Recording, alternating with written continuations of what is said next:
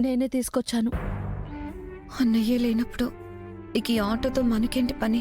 అన్నయ్య ఉన్నప్పుడు కూడా ఈ ఆటో ఒక పెద్దన్నలాగా మన కుటుంబాన్ని ఆదుకుందక్కా.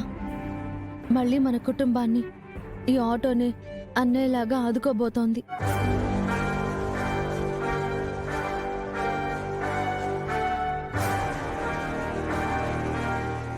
మనల్ని ఇంతకాలం బతికించింది ఈ ఆటోనే.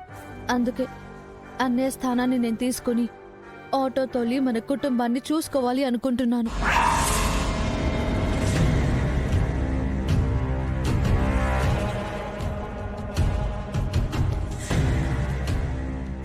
ఏం మాట్లాడుతున్నావే? నువ్వు ఆటో తోడవేంటి? తప్పదమ్మా. ఇప్పుడు మనమున్న పరిస్థితికి ఇంతకంటే మార్గం లేదు. మన పరిస్థితి బాగోలేదని ఆడపిల్లవి నువ్వు ఆటో తోలుతావా? నేనొక్కదాన్నే కాదక్కా, ఈ ఊళ్ళో చాలా మంది తోలుతున్నారు. వద్దమ్మా. ఆడపిల్ల ఆటో తోలితే ఎలాంటి సమస్యలు వస్తాయో ఏంటో. అర్ధరాత్రి అపరాత్రి ఆటో తోలాలంటే అది కుదిరే పనేనా? భయపడుతూ ఇంట్లో కూర్చుంటే సమస్యలు తీరుతాయమ్మా.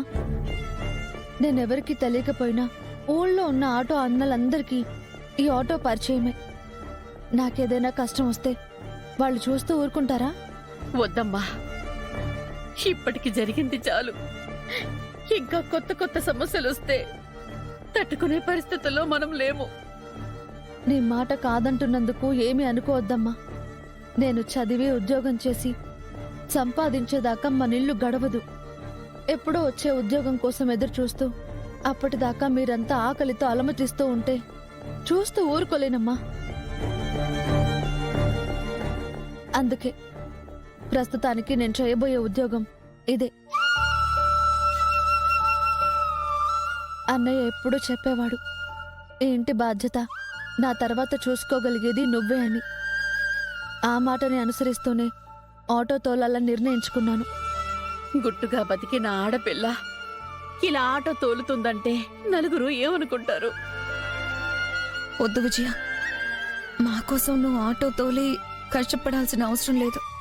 ఇంకేదైనా దారి చూసుకుందాం. లేదక్కా, జనం ఏమనుకుంటారు అని మనం పస్తులుంటామా? మనల్ని చూసి అనుకోవడానికి తీరిక ఉండే జనాలకి మన పరిస్థితి బాగోలేకపోతే ఆలోచించే తీరిక ఉండదు. అలాంటి వాళ్ళ గురించి ఆలోచించి నా కుటుంబం కష్టపడుతూ ఉంటే చూస్తూ ఊరుకోలేను. ఇది అన్నయ్య నాకు అప్పజెప్పిన బాధ్యత. నేను ఆటో తోలుతాను.